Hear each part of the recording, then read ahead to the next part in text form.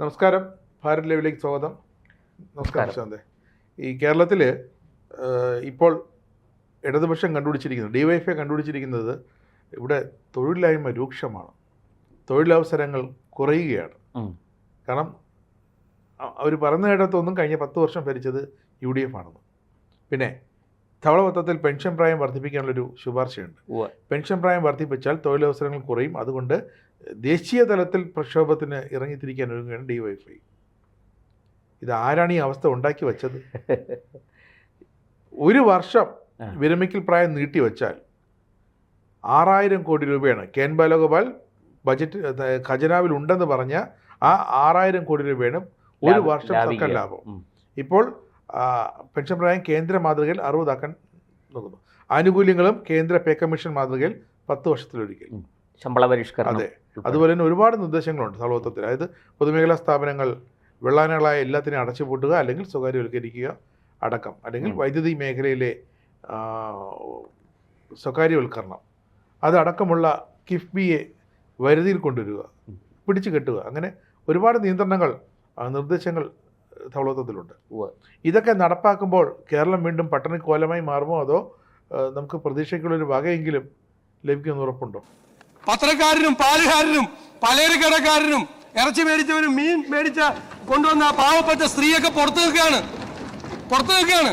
എന്നിട്ട് വാതിലടച്ചിട്ട് അകത്ത് നിന്ന് ഭാര്യയോട് പറയാ 50,000 രൂപ ഞാൻ അതുപോലെ ഇവിടെ കൊണ്ടുവന്നിട്ടുണ്ടെന്ന് പറയാം. ഇതല്ലേ നടന്നത്? ഞാൻ പെട്ടെന്ന് ആളുകൾക്ക് മനസ്സിലാകാനാ.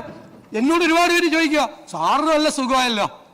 ഞാൻ ചെന്തായി അല്ല ധനകാര്യ വകുപ്പല്ലേ? അതെ, ആ പഴയ മന്ത്രി 6000 കോടി ബാക്കി വെച്ചിട്ടല്ലേ പോയേക്കണത്, അടിച്ചു പൊളിക്കാമല്ലോ. അപ്പൊ അവരോടാണ് എന്നോട് ചോദ്യം ചോദിച്ച അവരോടാണ് ഞാൻ ഈ ഒരു ജീവനക്കാരൻ, ശമ്പളം കിട്ടിയ ജീവനക്കാരൻ്റെ കഥ പറഞ്ഞത്. ഇപ്പൊ മനസ്സിലായല്ലോ, കാര്യം മനസ്സിലായില്ല. ഇതാണ് സാമ്പത്തിക അവസ്ഥ. സാർ, ഇതിന് മാറ്റമുണ്ടാകണം. ഇതിൽ പല കാര്യങ്ങളും കാലാനുസൃതമായ മാറ്റം ഭരണതലത്തിൽ വരേണ്ടതാണ്. ഇപ്പോൾ ഉദാഹരണത്തിന് ഡിജിറ്റലൈസേഷൻ. ഇപ്പോൾ നമ്മുടെ ഓഫീസുകളൊക്കെ കമ്പ്യൂട്ടർവൽക്കരിച്ചിട്ടുണ്ട്, പക്ഷെ നമ്മുടെ എല്ലാ സേവനങ്ങളും ഡിജിറ്റലായോ?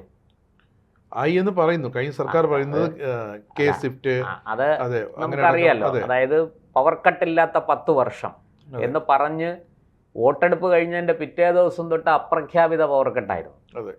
പിണറായിയുടെ വാക്കും പഴയ ചാക്കും ഒരുപോലെയാണ്, രണ്ട് കീറി പറഞ്ഞതാണ്. അതുകൊണ്ട് അതിനെക്കുറിച്ചൊന്നും പറയണ്ട. ഇവർ കണ്ട ഡിജിറ്റലൈസേഷൻ ഫയൽ എടുത്ത് സ്കാൻ ചെയ്ത് ഡിജിറ്റലാക്കുക എന്നുള്ളതാണ്, അല്ലാതെ ജനങ്ങൾക്ക് ഡിജിറ്റൽ സേവനം കിട്ടണം എന്നല്ല. ഇപ്പോൾ നമ്മൾ ഉദാഹരണത്തിന് നമ്മളൊരു കടയിൽ പോയി ഒരു സാധനം വാങ്ങിച്ചിട്ട് ഗൂഗിൾ പേ ചെയ്യുന്നു, അത് ശരിക്കും ഡിജിറ്റൽ സേവനമാണത്. ഡിജിറ്റൽ പേയ്മെന്റ് അല്ലേ? ഡിജിറ്റൽ പേയ്മെന്റ് കൊടുക്കുന്നു, നമുക്ക് ഡിജിറ്റൽ സേവനം നമുക്ക് ലഭിക്കുകയാണ്. അപ്പോൾ ഇതുപോലെ ജനങ്ങളുടെ ആവശ്യങ്ങൾ മുഴുവനും, ഇപ്പോൾ ഒരു ഉദാഹരണത്തിന് നമ്മൾ ബർത്ത് സർട്ടിഫിക്കറ്റ് അപ്ലൈ ചെയ്യുന്നു. ബർത്ത് സർട്ടിഫിക്കറ്റ് അപ്ലൈ ചെയ്താൽ നമുക്കത് ഡിജിറ്റലായിട്ട് തന്നെ തിരിച്ച് നമ്മുടെ കമ്പ്യൂട്ടറിലേക്ക്, നമ്മുടെ ഇൻ്റർനെറ്റ് അക്കൗണ്ടിലേക്ക് അതിൻ്റെ കോപ്പി വരുന്നു. നമ്മളത് പ്രിൻ്റ് എടുത്തു കഴിഞ്ഞാൽ സംഭവം ഡിജിറ്റലായി സേവനം. ഇപ്പോൾ ബർത്ത് സർട്ടിഫിക്കറ്റും ഡെത്ത് സർട്ടിഫിക്കറ്റും ഒക്കെ കോർപ്പറേഷനുകളിൽ നിന്ന് കിട്ടുന്നത് അങ്ങനെയാണ്. തീർച്ചയായിട്ടും. അപ്പോൾ അത് ഡിജിറ്റലായി. ഞാൻ ചോദിക്കുന്നത്, ഇങ്ങനെ കേരളത്തിലെ എല്ലാ സേവനവും ഡിജിറ്റലായോ? ആയിട്ടില്ല. അപ്പോൾ അവിടെ എന്തുകൊണ്ട്? ഇപ്പോൾ ഉദാഹരണത്തിന് നമ്മൾ ഈ ഗൂഗിൾ പേ വന്നിട്ടും നമ്മളിപ്പോൾ KSRTC ബസ്സിൽ കയറി നമുക്ക് ടിക്കറ്റ് എടുക്കാൻ നമ്മൾ പണം കൊടുത്ത് ടിക്കറ്റ് വാങ്ങുന്നു, അല്ലേ? അവിടെ ഭാഗികമായിട്ടൊക്കെ നമുക്ക് ഗൂഗിൾ പേ ചെയ്യാമെന്ന് തോന്നുന്നു. അതായത് തിരക്കില്ല, കണ്ടക്ടറുടെ ആ മെഷീനിൽ നെറ്റ് ഉണ്ട്, അല്ലെങ്കിൽ അതിനുള്ള സംവിധാനമുണ്ടെങ്കിൽ നമ്മൾ കുലുങ്ങാതെ നിൽക്കണം. അതായത് കണ്ടക്ടർ പറയും അനങ്ങരുത്, ബസ്സിലാണ് ഓടിക്കൊണ്ടിരുന്ന ബസ്സാണ്, പാവം കണ്ടക്ടർ പറയും സാർ അനങ്ങരുത്, കുലുങ്ങരുത്, ഒന്ന് സ്കാൻ ചെയ്തോളൂ. കാരണം കുലുങ്ങുമ്പോൾ അതെ സ്കാനിങ് വിട്ടു. അല്ല, ഞാൻ പറയുന്നത് അതല്ലല്ലോ എൻ്റെ സംവിധാനം, അതല്ല അതിൻ്റെ സംവിധാനം. അപ്പോൾ അങ്ങനെ ഇതെല്ലാം സമസ്ത മേഖലകളിലും ഡിജിറ്റലൈസേഷൻ വന്നാലേ നമുക്ക് ഡിജിറ്റൽ സേവനം ലഭ്യമായി കാര്യങ്ങൾ ലളിതമാക്കുക. ഇത് ചെയ്തോ? ഈ കഴിഞ്ഞ 10 വർഷം ഭരിച്ച LDF സർക്കാർ ഇത് ചെയ്തോ? ഇല്ലെങ്കിൽ മൂന്നാം ടൈമിൽ ചെയ്യാനിരിക്കുകയായിരുന്നു. അപ്പോൾ ഇനി മിണ്ടാതിരിക്കുക, 3ാം ടൈമിൽ അവർ ചെയ്യട്ടെ, അവർക്കും അവസരം കൊടുക്കുക. അവർ ചെയ്തില്ലെങ്കിൽ 5 കൊല്ലം കഴിഞ്ഞ് നമുക്ക് അവരോട് ചോദിക്കാം, നിങ്ങൾ എന്തേ ചെയ്തില്ല? അല്ലെങ്കിൽ കുറഞ്ഞത് 4 കൊല്ലം കഴിഞ്ഞെങ്കിലും നമുക്ക് ചോദിക്കാം. ഇനി പെൻഷൻ പ്രായം വർദ്ധിപ്പിക്കുന്നത്, ഇത് പെൻഷൻ പ്രായം വർദ്ധിപ്പിക്കുന്നത് കൊണ്ട് തൊഴിലില്ലായ്മ രൂക്ഷമാകും എന്ന് പറയാൻ ഈ പ്രതിപക്ഷത്തിന് എന്തെങ്കിലും അർഹതയുണ്ടോ? കാരണം നിയമന നിരോധനം നടപ്പാക്കി പിൻവാതിൽ വഴി ആൾക്കാരെ നിയമിച്ച് ഇത് കുളമാക്കിയ, നമ്മുടെ ഇവിടുത്തെ ചെറുപ്പക്കാരുടെ ഭാവി കുളമാക്കിയ ഒരു സർക്കാരാണ് കഴിഞ്ഞ 10 കൊല്ലം ഭരിച്ചത്. അതും 5 വർഷം കഴിഞ്ഞപ്പോൾ ഈ സഖാക്കൾ തന്നെ വിചാരിച്ചു, സി പി എമ്മിലെയും പിന്നെ മറ്റേ ഘടകകക്ഷികളിലെ അണികൾ വിചാരിച്ചു ഈ 5 കൊല്ലം ജോലി കൊടുത്തിട്ട് ഇറങ്ങി മാറും. അപ്പോൾ ഞങ്ങൾക്ക് അടുത്ത 2ാം പിണറായി സർക്കാർ വന്നപ്പോൾ പുതിയ ആൾക്കാർ ചാൻസ് കിട്ടാത്ത ഭരണം മാറിയപ്പോൾ ആദ്യം 5 കൊല്ലം ഇരിക്കാൻ പറ്റാത്ത യോഗ്യതയുള്ള 5 കൊല്ലം കയറും. ഇല്ല, ഇവരാരും ഇറങ്ങി കൊടുത്തില്ല. മന്ത്രിമാർ വകുപ്പ് മാറി എന്നേ ഉള്ളൂ.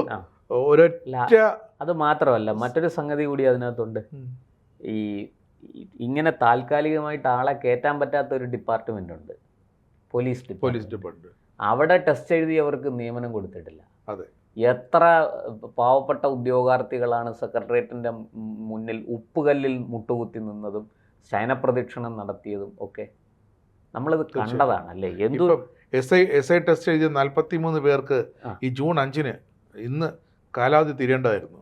ഇപ്പോഴത്തെ ആഭ്യന്തരമന്ത്രി ഇടപെട്ടത് അപ്പോൾ തന്നെ അവരുടെ ആവശ്യം പരിഗണിച്ച് അത് ആ ലിസ്റ്റ് അപ്രൂവ് ചെയ്ത് 43 പേർക്കും ജോലി കിട്ടും. ഞാൻ പറയണത് ചെറിയ സംഖ്യ ആവട്ടെ. ഈ ഒരു ലിസ്റ്റ് ആക്കാൻ സർക്കാർ എന്തുമാത്രം പണച്ചെലവുണ്ട്, PSC ക്ക് എന്തുമാത്രം പണച്ചെലവുണ്ട്. അല്ല, PSC ക്ക് എന്തുമാത്രം അതിനേക്കാൾ പ്രധാനപ്പെട്ട ഒരു ചോദ്യമുണ്ട്. ജംബോ PSC ഭരണസമിതിയെ വെച്ച് അവർക്ക് ലക്ഷക്കണക്കിന് രൂപ ആനുകൂല്യങ്ങളും വെട്ടിക്കുറയ്ക്കുകയാണല്ലോ. അല്ല, അതെല്ലാം ശമ്പളവും വേതനവും എല്ലാം വെട്ടിക്കുറയ്ക്കണം. ഒരു ദാക്ഷിണ്യവും ഇക്കാര്യത്തിൽ കാണിക്കരുത്. കുറെ CPM-ന്റെ കുറെ സാംസ്കാരിക നായകന്മാർക്കും CPM-ന്റെ കുറെ ആടുതല്ലികൾക്കും ശാസ്ത്ര സാഹിത്യ പരിഷത്തിലിരിക്കുന്ന കുറെ പുങ്കവന്മാർക്കും വെട്ടി തിന്നാനുള്ള ഒരു ഏർപ്പാടാണ് ഈ പറഞ്ഞ PSC ഉൾപ്പെടെയുള്ള സ്ഥാപനങ്ങൾ. അത് ഒരു കാരണവശാലും അനുവദിക്കരുത്. അതാണ് ഈ സർക്കാർ ചെയ്യേണ്ടത്. എന്തായാലും ഒരു കാര്യം നമുക്ക് സന്തോഷമുണ്ട്, ഈ പറഞ്ഞതിലെല്ലാം മാറ്റം വരും എന്നുള്ളത് ഉറപ്പാണ്. ഇനി പെൻഷൻ പ്രായം 60 ആക്കുമ്പോൾ 4 വർഷമാണ് കിട്ടുന്നത്, ലാഭിക്കുന്നത്. ഇപ്പൊ 6,000 കോടി വെച്ച് 24,000 കോടി രൂപ സർക്കാരിന് മിനിമം ലാഭമാണ്. ഇനി പെൻഷൻ പ്രായം കൂട്ടിയത് കൊണ്ട് ഇവിടെ തൊഴിലില്ലായ്മ എങ്ങനെ കൂടുമെന്നാണ് പറയുന്നത്.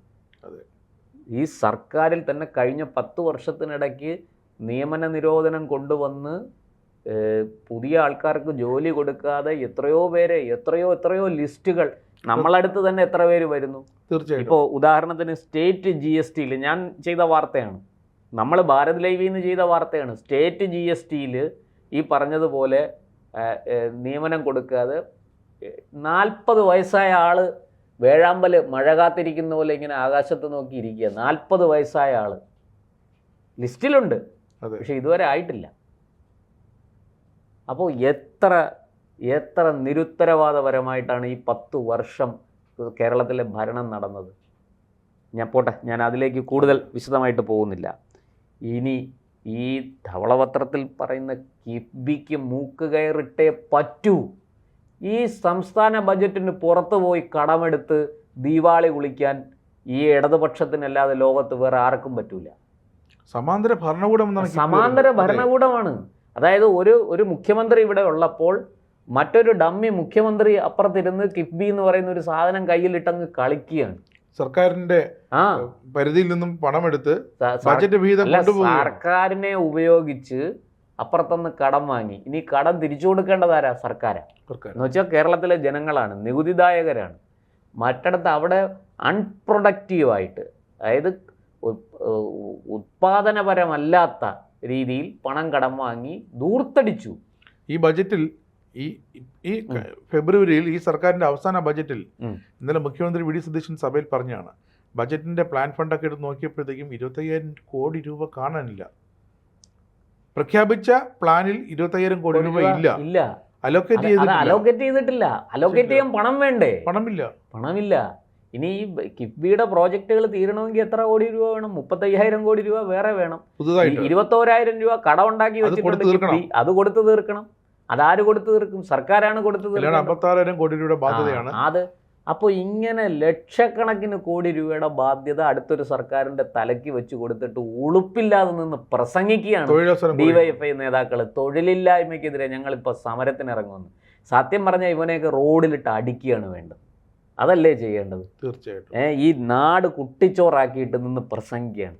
ഇവർ സത്യത്തിൽ ചെയ്യേണ്ടത്, ഇവർ ആർക്കെതിരെയാണ് സമരം ചെയ്യേണ്ടത്?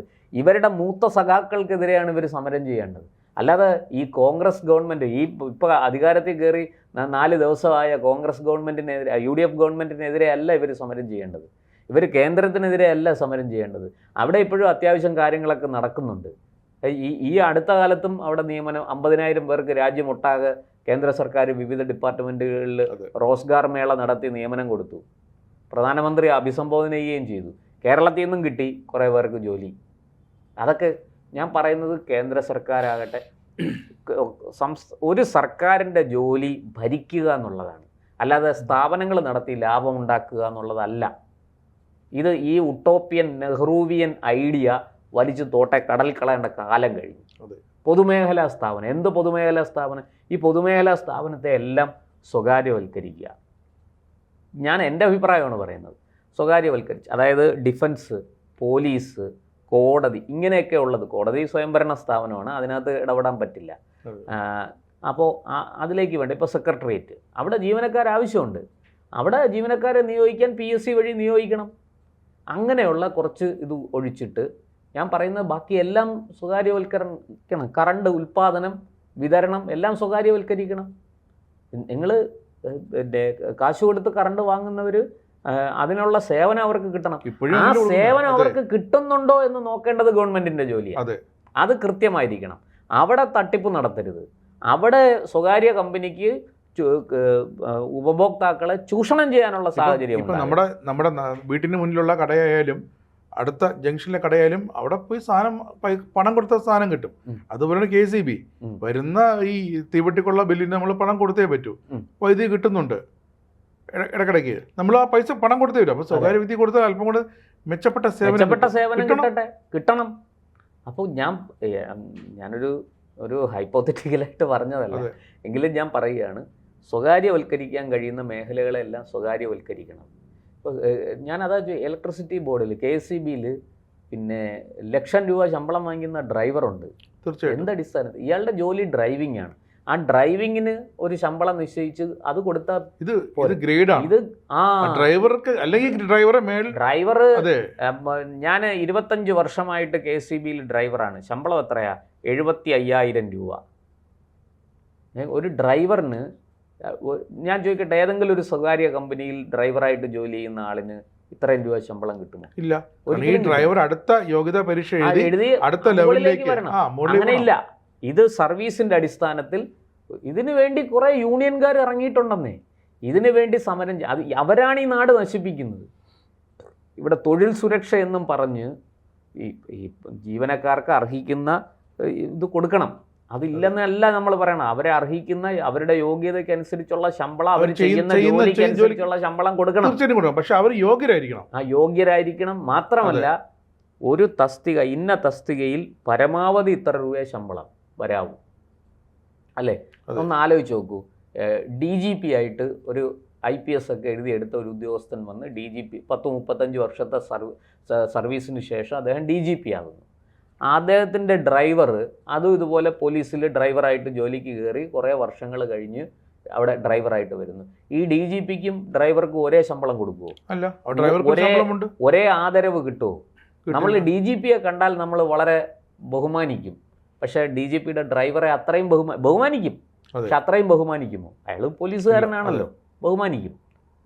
കാക്കിയിട്ട എല്ലാവരെയും ബഹുമാനിക്കും. പക്ഷേ നമ്മളുടെ DGPക്ക് കൊടുക്കുന്ന ആദരവ് ഈ ആളിന് കിട്ടുമോ?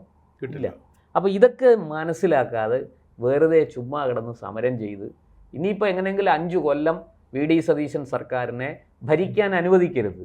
റോഡ് കുരുതിക്കളമാക്കുക, തലസ്ഥാനം സ്തംഭിപ്പിക്കുക, ഇല്ലാത്ത കാര്യത്തിന് സമരങ്ങൾ ചെയ്യുക. അവർ ഭരിക്കാൻ തുടങ്ങിയാൽ ഓരോരോ കേസുകളായിട്ട് അഴിമതിൽ പൊങ്ങി വരും. കാരണം 10 കൊല്ലത്തെ എന്തായാലും അതല്ലെങ്കിലും പൊങ്ങും. ED ഇറങ്ങിയിട്ടുണ്ട്, ED ഇറങ്ങിയിട്ടുണ്ടല്ലോ, അത് പൊങ്ങും. ഇനി ഇതുപോലെ തന്നെ ഈ കിഫ്ബിയുടെ കാര്യം ഞാൻ പറഞ്ഞല്ലോ. കിഫ്ബി ഉണ്ടാക്കി വെച്ച ദുരിതം എത്രയാണെന്ന് നമ്മൾ കണ്ടു. അതുപോലെ പൊതുമേഖലാ വളരെ പ്രധാനപ്പെട്ട ഒരു കാര്യമാണ് പൊതുമേഖലാ സ്ഥാപനങ്ങളുടെ പിന്നെ ആസ്തി ഭൂമിയായിട്ടും അല്ലാതെയും ഒക്കെ പലതരത്തിലുള്ള ആസ്തി കിടപ്പുണ്ട്. ഏക്കറണക്കിന് ഭൂമിയുണ്ട്. ഇത് ഉപയോഗശൂന്യമായി കിടക്കണം, ഒരു പണിയും എടുക്കുന്നില്ല. നമ്മളാണ് ഇതിനെ വിറ്റ് കാശാക്കണം. വിറ്റ് കാശാക്കി സ്ഥാപനം തുടങ്ങുകയല്ല ചെയ്യേണ്ടത്. വിറ്റ് കാശാക്കി ആ പണം ഉപയോഗിച്ച് സർക്കാർ ഇവിടെ ക്രിയാത്മകമായിട്ട് തൊഴിലവസരങ്ങൾ സൃഷ്ടിക്കാനുള്ള പദ്ധതികൾ തയ്യാറാക്കണം. സർക്കാർ ഇനി സ്ഥാപനം തുടങ്ങി ആൾക്കാർക്ക് ജോലി കൊടുക്കാൻ നിൽക്കരുത്. അത് ഒരു സർക്കാരിനും വരുമാനം കിട്ടുന്ന അടുത്ത സംരംഭത്തിലേക്ക് കടക്കണം. അടുത്ത സംരംഭങ്ങളിലേക്ക് കടക്കണം. സംരംഭങ്ങളിലേക്ക് ലോട്ടറിയും മദ്യവും മാത്രമാണുള്ളത്. അല്ല, സംരംഭങ്ങളിലേക്ക് കടക്കാനുള്ള സാഹചര്യം ഒരുക്കണം. അല്ലേ? ഇവിടെ ഒരാൾ വന്നൊരു വ്യവസായം തുടങ്ങുന്നു. അയാൾക്ക് വ്യവസായം തുടങ്ങാനുള്ള അന്തരീക്ഷം ഇവിടെ ഉണ്ടായിരിക്കണം. സൗഹൃദ അന്തരീക്ഷം ഉണ്ടാകണം. വ്യവസായ സൗഹൃദ അന്തരീക്ഷം കേരളത്തിൽ ഉണ്ടാകണം. ഇവിടെ ഈ പിന്നെ കൊടി പിടിച്ച് ഈ വ്യവസായം തകർക്കുന്ന വ്യവസായങ്ങളുടെ ശ്മശാനമാണ്, ശവപ്പറമ്പാണ് കേരളം. ആ സ്ഥിതി മാറണം. ഒന്നാമത് നമുക്ക് സ്ഥലമില്ല, മനുഷ്യർക്ക് താമസിക്കാൻ തന്നെ സ്ഥലമില്ല. നമ്മുടെ പരിസ്ഥിതി വളരെ ലോലമാണ്. അതിനെയൊക്കെ തകർത്തുകൊണ്ട് നമുക്ക് വലിയ വലിയ വ്യവസായശാലകൾ സ്ഥാപിക്കാൻ കഴിയില്ല. അപ്പോൾ നമുക്ക് എന്ത് ചെയ്യാൻ പറ്റും?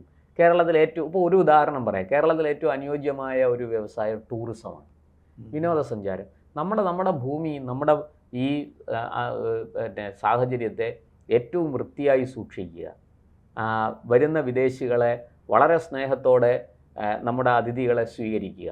അവർക്ക് കേരളത്തിൻ്റെ തനതായ ഭക്ഷണം ഇവിടെ കൊണ്ടുവന്ന് ചൈനീസ് ഉണ്ടാക്കി അല്ലെങ്കിൽ മറ്റേ വിദേശ ഇതല്ല, നമ്മുടെ കേരളത്തിൻ്റെ, അവർ വരുന്നത് കേരളത്തെ അറിയാനും കേരളത്തെ അനുഭവിക്കാനുമാണ് വരുന്നത്. അവർക്ക് കേരളത്തിൻ്റെ ഇത് പകർന്നു കൊടുക്കണം. കേരളത്തിൻ്റെ ആചാരങ്ങൾ, കേരളത്തിൻ്റെ പ്രത്യേക സവിശേഷതകൾ. കേരളത്തിൽ നോക്കൂ, കാസർഗോഡ് തൊട്ട് തിരുവനന്തപുരം വരെ വൈവിധ്യമാർന്ന ഭക്ഷണ രുചിയാണ് കേരളത്തിനുള്ളത്. അല്ലേ? വൈവിധ്യമാർന്ന സംസ്കാരം, വൈവിധ്യമാർന്ന ഭാഷ, എല്ലാത്തിലും ഒരുപാട് വൈവിധ്യമുണ്ട്. ഇതിനെല്ലാം നമ്മൾ നല്ല ഭംഗിയായിട്ട് കച്ചവടം ചെയ്യും. നമ്മൾ സായിപ്പ് വന്നാലും ബർഗറേ കൊടുക്കുള്ളൂ, ബർഗറും പാസ്തയുമേ കൊടുക്കുള്ളൂ. സായിപ്പ് ബർഗറും അടുത്തിട്ടായി. അടുത്ത മറ്റൊന്ന് പറയാം, പിൽഗ്രിം ടൂറിസം. നോക്കൂ, ഒരു കുംഭമേള നടത്തിയപ്പോൾ UP സർക്കാരിന് കിട്ടിയ എത്ര ലക്ഷം കോടി രൂപയാണ് അവിടെ വന്ന് മറിഞ്ഞത്. അതിൻ്റെ നികുതി സർക്കാരിന് കിട്ടില്ലേ? ഒരു ഓഹരി. അവിടെ എത്ര കോടി ആൾക്കാരാണ് അവിടെ വന്ന ഒരാൾ 10 രൂപ വെച്ച് അവിടെ ചിലവാക്കിയാൽ തന്നെ എത്ര രൂപയായി? ട്രെയിനിലും ബസ്സിലും പ്ലെയിനിലും ഒക്കെ ആയിട്ട് ആൾക്കാർ അവിടെ വന്നത് എന്തുമാത്രം കച്ചവടം. വിദേശത്തെന്ന് പോലും ഞാൻ പറയാം, അത് ഈ വർഗീയം, ഈ രാഷ്ട്രീയ പൊറാട്ട നാടകം, അതിവിടെ ഏറ്റവും കൂടുതൽ പറഞ്ഞത് ഈ ഇടതുപക്ഷക്കാരാണ്. അവരാണ് കേരളത്തെ ഇത്രയും വർഗീയവൽക്കരിച്ചത്. ഒരു വശത്ത് ന്യൂനപക്ഷങ്ങളെ പ്രീണിപ്പിക്കും, മറുവശത്ത് ഭൂരിപക്ഷത്തെ ഇളക്കി വിട്ട് ന്യൂനപക്ഷത്തിന് ആനുകൂല്യങ്ങൾ കൂടുതൽ കിട്ടി എന്ന് പറഞ്ഞ് ഇവരെ കൊണ്ട് ചീത്ത വിളിപ്പിക്കും. ഇതെല്ലാം ചെയ്യുന്നത് ഇവിടുത്തെ ഇടതുപക്ഷമാണ്. ഇവിടുത്തെ ഇടതുപക്ഷത്തിനാണ് ഈ മുട്ടനാടുകളെ തമ്മിലടിപ്പിച്ച് ചോര കുടിക്കുന്ന കുറുക്കൻ, ചതിയൻ കുറുക്കൻ്റെ സ്വഭാവം ഈ ഇടതുപക്ഷത്തിനാണുള്ളത്. ഇരിക്കട്ടെ, ഇടതുപക്ഷം ചെയ്ത നല്ല കാര്യങ്ങളൊന്നും കാണാതെയല്ല നമ്മളിത് പറയുന്നത്. ഈ ചരിത്രം പരിശോധിച്ചാൽ നമുക്ക് മനസ്സിലാവും ഇവിടെ ആരാണ് കുഴപ്പങ്ങൾ കൂടുതലുണ്ടാക്കിയിരിക്കുന്നത്. അപ്പോൾ പിൽഗ്രിം ടൂറിസം, ഇതിപ്പോൾ ശബരിമല മാത്രമല്ലെന്നേ, വേറെ എന്തെല്ലാം പ്രാദേശികമായ എന്തെല്ലാം ഉത്സവങ്ങൾ നമ്മുടെ നാട്ടിലുണ്ട്. ഇതിനെല്ലാം അങ്ങോട്ട് പിന്നെ എന്താ പറയണ്ടേ, ലോകത്തിൻ്റെ ശ്രദ്ധയിലേക്ക് ഇതിനെ കൊണ്ടുവരണം. അങ്ങനെ വരുമ്പോൾ ആൾക്കാർ വലിയ രീതി, ഇതിന് സർക്കാർ തന്നെ വിവിധ ജാതി മതങ്ങളുടെ പ്രാദേശികമായ ഉത്സവങ്ങളെ നമ്മൾ ലോകം മുഴുവനും പരത്തണം. പ്രൊപ്പഗാൻഡ വേണം അതിന്. അതൊക്കെ സർക്കാർ ചെയ്യണം. സർക്കാർ ടൂറിസം ഡിപ്പാർട്ട്മെന്റിനെ കൊണ്ട് അതൊക്കെ ചെയ്യിക്കണം. നമ്മുടെ ടൂറിസം കലണ്ടറിൽ ഈ സ്ഥലത്ത് ആ തീയതിയും ആ ഉത്സവം നടക്കുന്ന സമയവും അതിൻ്റെ പ്രസക്തിയും ഒക്കെ ഉൾപ്പെടുന്ന ടൂറിസം കലണ്ടർ പുറത്തിറക്കുകയാണ് വേണ്ടത്. ഇത് ഞാൻ പറയുന്ന അതെല്ലാം ചെയ്ത്, ഞാനൊരു ഉദാഹരണം പറഞ്ഞത്, ഇങ്ങനെ നമുക്ക് ഏതൊക്കെ ഇത്രയും വലിയ തീരം നമുക്ക് കിടക്കുകയാണ് അല്ലേ? ആഴക്കടൽ മത്സ്യബന്ധനം, പരിസ്ഥിതിക്ക് യോജിച്ച വിധത്തിൽ ആഴക്കടൽ മത്സ്യബന്ധനത്തെക്കുറിച്ച് ചിന്തിക്കണം. സർക്കാർ അതിന് വേണ്ടിയിട്ട് താല്പര്യം എടുക്കണം. കൊച്ചു കൊച്ചു തുറമുഖങ്ങൾ ഉണ്ടാക്കണം അല്ലേ? നമ്മുടെ ചരക്ക് ഗതാഗതം സുഗമമാക്കാൻ കേരളത്തിൻ്റെ തീരങ്ങളിൽ കൊച്ചു കൊച്ചു തുറമുഖങ്ങൾ വരണം, കപ്പൽ ഗതാഗതത്തിന് നമ്മൾ സാധ്യതകൾ ആരായണം. തീർച്ചയായിട്ടും. അതുപോലെ പരമ്പരാഗത ഊർജ സ്രോതസ്സുകൾ, പാരമ്പര്യേതര ഊർജ സ്രോതസ്സുകൾ, ഇതെല്ലാം നമ്മൾ കണ്ടെത്തണം. ഇതെല്ലാം നമുക്ക് സ്വകാര്യ മേഖലയുടെ പോട്ടെ, സർക്കാരിനും കൂടി പങ്കാളിത്തമുള്ള ഒരു സ്വകാര്യ സംരംഭം എന്ന് പറയുമ്പോൾ അതിനകത്ത് അഴിമതി നടക്കാതെ നോക്കണം, ജനങ്ങൾക്ക് കൃത്യമായി സേവനം കിട്ടണം, ജനങ്ങൾ ചൂഷണം ചെയ്യപ്പെടരുത്, അമിത ലാഭം ഈ സ്വകാര്യ കമ്പനികൾ ഉണ്ടാക്കിക്കൊണ്ട് പോകരുത്. അതൊക്കെ ശ്രദ്ധിക്കേണ്ടത് സർക്കാരിൻ്റെ കടമയാണ്. അവിടെ സർക്കാരിന് വീഴ്ച പറ്റിയാൽ പ്രതിപക്ഷം ആഞ്ഞടിക്കണം. അവിടെയാണ് പ്രതിപക്ഷത്തിൻ്റെ മിടുക്ക് കാണിക്കേണ്ടത്. അല്ലാതെ കൊടിയും പിടിച്ച് രാവിലെ നേരം വെളുക്കും മുമ്പ് മുദ്രാവാക്യം വിളിച്ച് റോഡിലിറങ്ങുകയല്ല ചെയ്യേണ്ടത്. ഈ ചൂഷണം തടയണം, അതിന് ക്രിയാത്മക പ്രതിപക്ഷമാകണം. എങ്കിൽ ഈ പാർട്ടിക്ക് ഭാവിയുണ്ട്. ഇല്ലെങ്കിൽ ജനം ഇവരെ പുറങ്കാലിന് തൊഴിക്കും. 10 കൊല്ലം അനുഭവിച്ച ജനത്തിനറിയാം, ആ ഒന്നാമത്തെ തൊഴി കിട്ടി, അതുകൊണ്ടാണ് 35 സീറ്റിൽ ഒതുങ്ങിയത്. ഇനി അടുത്ത വീണ്ടും അതിൻ്റെ പുറത്ത് വീണ്ടും തൊഴി കിട്ടാതിരിക്കട്ടെ, ഇതിനെ ക്രിയാത്മകമായിട്ട് സഹകരിച്ച് തെറ്റുണ്ടെങ്കിൽ തിരുത്തി മുന്നോട്ട് പോകാൻ ക്രിയാത്മക പ്രതിപക്ഷമായിട്ട് ഇവർ പ്രവർത്തിക്കട്ടെ. അങ്ങനെയെങ്കിൽ ഈ ധവളപത്രത്തിനെ തീർച്ചയായിട്ടും ധവളപത്രം പരിശോധിക്കണം, അതിൽ തെറ്റുണ്ടെങ്കിൽ വിമർശിക്കണം, അതൊന്നും വേണ്ടെന്ന് ഞാൻ പറയുന്നില്ല. പക്ഷെ അവിടെയെല്ലാം വളരെ കൃത്യമായി ഈ രാഷ്ട്രീയം കളിക്കാതെ ജനങ്ങൾക്ക് പരമാവധി സേവനം ലഭിക്കുന്ന, ചൂഷണമില്ലാത്ത ഒരു വ്യവസ്ഥിതിയിലേക്ക് വരാൻ അതിന് ഭരണപക്ഷവും പ്രതിപക്ഷവും ഒക്കെ ഒരുമിച്ച് നിൽക്കട്ടെ. ഞാൻ അവിടെ BJPയെ ഉൾപ്പെടുത്തുന്നു. ഈ പ്രതിപക്ഷം 35, 3, 38 ആ 38 പേർ 102 പേരോടൊപ്പം സഹകരിച്ച് നിന്ന് ഇതെല്ലാം മുന്നോട്ട് കൊണ്ടു. നിയമസഭയിൽ പ്രതിപക്ഷം ഇപ്പോൾ 2 ഇടതുമുണ്ട് BJP ഉണ്ട്. അവിടെ ഒരു മീഡിയ റൂമുണ്ട്. അവിടെ പ്രതിപക്ഷത്തിന് അവരുടെ കാര്യങ്ങൾ പറയാനുള്ള, മാധ്യമങ്ങളോട് സംസാരിക്കാനുള്ള റൂമാണ്. പക്ഷേ എന്തുകൊണ്ടാണെന്നറിയില്ല, ഇനി പേടി കൊണ്ടാണോ ഉന്നതങ്ങളിൽ നിന്നുള്ള സമ്മർദ്ദത്തെ തുടർന്നാണെന്നറിയില്ല, ഈ 3 BJP MLA-മാരും അവരവിടെ മാധ്യമങ്ങളെ കാണില്ല. അവർ നേരെ ചെന്ന് മഹാരാജ് ഭവനിൽ ചെന്ന് അവിടെ മാത്രമേ മാധ്യമങ്ങളെ ദർശിക്കുകയുള്ളൂ. അതുകൊണ്ടിപ്പോൾ തിരുവനന്തപുരത്തെ പ്രധാന മാധ്യമങ്ങൾ തീരുമാനമെടുത്തു. പത്രക്കാർക്ക് വാർത്ത പിന്നെ കിട്ടുമല്ലോ, പക്ഷെ ഇവർ തത്സമയം എടുക്കണമല്ലോ. അവർ തീരുമാനമെടുത്തു, ഇനി അങ്ങനെ വിളിക്കുമ്പോൾ പോകാൻ ഞങ്ങളെ കിട്ടില്ല. കഴിഞ്ഞ ദിവസം ഇതുപോലെ വിളിച്ചതും അവർ ബഹിഷ്കരിച്ചു കുറേ പേർ. കാരണം എപ്പോൾ നിയമസഭയിൽ നിൽക്കുന്നൊരു യൂണിറ്റ് നിയമസഭയ്ക്കകത്ത് കിടക്കുന്നൊരു സംഭവത്തെ പറ്റി പറയാൻ, ധവള പത്രത്തിലെ ഇടതു വലത് മുന്നുകൾ ചേർന്നാണ് കേരളത്തെ മുടിപ്പിച്ചതെന്ന് പറയാൻ രാജീവ് ചന്ദ്രശേഖർ MLA-ക്ക് വേണ്ടി അവർ ഓടി. അവിടെ രാജീവ് ചന്ദ്രശേഖരൻ അവിടെ മീഡിയ റൂം ഉണ്ടാക്കിയിരിക്കുന്ന ജനങ്ങളുടെ പണം കൊണ്ട് ഉണ്ടാക്കിയതല്ലേ, അതാണ് പറയേണ്ടത്. ഇത് അദ്ദേഹം ഓടി ഇവിടെ വരും, 3 പേരുണ്ട് ഓടി വന്നിട്ട് മഹാരാജ് ഭവനിലേക്ക് മാധ്യമങ്ങൾ കാണുള്ളൂ. അതൊരു മാധ്യമങ്ങൾ അവർ തീരുമാനിച്ചു ഞങ്ങൾ ഇനി അങ്ങോട്ട് പോകുന്നില്ല. കാരണം വളരെ നന്നായി. അത് മാധ്യമങ്ങൾ അങ്ങനെ ഒരു തീരുമാനം എടുത്തിട്ടുണ്ടെങ്കിൽ നല്ലതാണ് തീരുമാനമാണ്. ഞങ്ങൾ അങ്ങോട്ട് പോകുന്നില്ല. കാരണം ഇവര് തെരഞ്ഞെടുക്കപ്പെട്ട ജനപ്രതിനിധികളാണ്, അവരൊരു ബ്ലോക്കാണ്. 3 പേരേ ഉള്ളൂ, സമ്മതിച്ചു. പക്ഷെ അവരൊരു ബ്ലോക്കാണ്. ആ ബ്ലോക്കിന് മീഡിയ റൂം അനുവദിച്ചിട്ടുണ്ട്. മീഡിയ റൂമിൽ നിന്ന് അവരാരും ഇറക്കി വിട്ടെന്ന്. 12 മണിക്ക് പ്രതിപക്ഷ നേതാവ് ഗവർണറുടെ നയപ്രഖ്യാപന പ്രസംഗം കഴിയുന്നു. അതിനെപ്പറ്റി ചർച്ചയിൽ പ്രതിപക്ഷ നേതാവിനെ വിയോജിച്ചുകൊണ്ട് മറുപടി പറയുന്നു. മുഖ്യമന്ത്രി പ്രതിപക്ഷ നേതാവിന് അവസാനമുള്ള മറുപടി നൽകുന്നു. എല്ലാം കഴിഞ്ഞിട്ട് 4 മണിക്ക് മഹാരാജ് ഭവനിൽ മാധ്യമങ്ങളെ കാണാനായിട്ട് അവർ തീരുമാനിക്കുന്നു. BJP ഇതിൽ പ്രതികരിക്കാനായിട്ട് അവർക്കെന്താ അവിടെ പ്രതികരിച്ചാൽ പോലും നല്ല പ്രതിപക്ഷം. ഇതാണ് BJP എങ്കിൽ 3:30 ആവൂല, 3:0 ആകും. 3 തിരിച്ച് 0 ആകാനേ വഴിയുള്ളൂ. കാരണം അവർക്കെപ്പോഴും സഭ എന്താണ്, സഭയുടെ പവർ എന്താണ്, ജനങ്ങൾ എന്തുകൊണ്ട് നിയമസഭ എങ്ങനെയാണ്, സഭയിൽ എന്തൊക്കെ പറയണം എന്തൊക്കെ പറയരുത് തുടങ്ങിയ കാര്യങ്ങളെ കുറിച്ച് വളരെ കൃത്യമായിട്ട്. ഇപ്പം സഭയിൽ പരിചയമില്ലാത്ത ആൾക്കാർക്ക് തീർച്ചയായിട്ടും തെറ്റുകൾ സംഭവിക്കാം, പിഴവുകൾ ഉണ്ടാകാം. അത് തിരുത്താൻ അവിടെ സ്പീക്കറുണ്ട്. പക്ഷേ സഭയ്ക്ക് പുറത്തവർക്ക് പറയാമല്ലോ. തീർച്ചയായിട്ടും അത് മീഡിയ റൂമിൽ ഇരുന്ന് പറയേണ്ട കാര്യം മീഡിയ റൂമിൽ ഇരുന്ന് പറയണം. അത് മാരാർജി ഭവനിലല്ല. സഭയ്ക്കുള്ള പ്രൊസീഡിങ്സിനെ കുറിച്ച് മറുപടി പറയാൻ ഒരിക്കലും എനിക്ക് തോന്നുന്നില്ല CPM സംസ്ഥാന സെക്രട്ടറി MP ഗോവിന്ദനോ അല്ലെങ്കിൽ UDF കൺവീനറോ ഒക്കെ വന്നിട്ട് LDF കൺവീനറോ ഒക്കെ വന്നിരുന്ന് അന്ന് മുഖ്യമന്ത്രി ആയിരുന്നപ്പോൾ പിണറായി വിജയൻ്റെ കൂടെ ഇരുന്ന് വാർത്താ സമ്മേളനം നടത്തി എനിക്ക് ഓർമ്മയില്ല. പക്ഷേ ഇവിടെ BJP ഓഫീസിൽ ഇവർക്കൊപ്പം മറ്റ് സംസ്ഥാന നേതാക്കൾ നിരന്നിരിക്കുക. അപ്പൊ അതിനുള്ളൊരു വെന്യൂ ആണ്, അതൊക്കെ അതിൽ തല കാണിക്കാനുള്ള BJP. അതാണ് ഞാൻ പറഞ്ഞത്, കേരള BJPക്ക് രാഷ്ട്രീയം കൃത്യമായിട്ട് എങ്ങനെ കൈകാര്യം ചെയ്യണമെന്ന് ഇതുവരെ മനസ്സിലായിട്ടില്ല. അതിന്റെ ദോഷമാണ് അത്. അത് BJP തന്നെ പരിഹരിക്കട്ടെ, നമുക്ക് അതിനകത്തൊന്നും പറയാനില്ല. തെറ്റുകൾ ചൂണ്ടിക്കാണിക്കാം, ഇത് പിഴവാണ്, ഇത് ശരിയല്ല, ഇതൊക്കെ വൻ പിഴവാണ്. കൃത്യമായിട്ട് മീഡിയ റൂമിലിരുന്ന് പറയേണ്ട കാര്യം മീഡിയ റൂമിലിരുന്ന് തന്നെ പറയണം. അതിനാണ് ഒരു നിയമസഭാ കക്ഷി നേതാവിനെ തെരഞ്ഞെടുത്തത്. മാധ്യമങ്ങളിൽ നിന്ന് അകന്നു നിൽക്കുന്നത് നല്ലതല്ല. മാധ്യമങ്ങൾ BJP എത്ര സപ്പോർട്ട് ചെയ്തു, BJPയെ ആക്രമിച്ചോ ഇല്ലയോ, അതൊന്നുമല്ല വിഷയം. മാധ്യമങ്ങളിലൂടെ ജനങ്ങൾ അറിയേണ്ട കാര്യങ്ങൾ നിങ്ങൾ പറഞ്ഞുകൊണ്ടിരിക്കുക തന്നെ വേണം. തീർച്ചയായിട്ടും.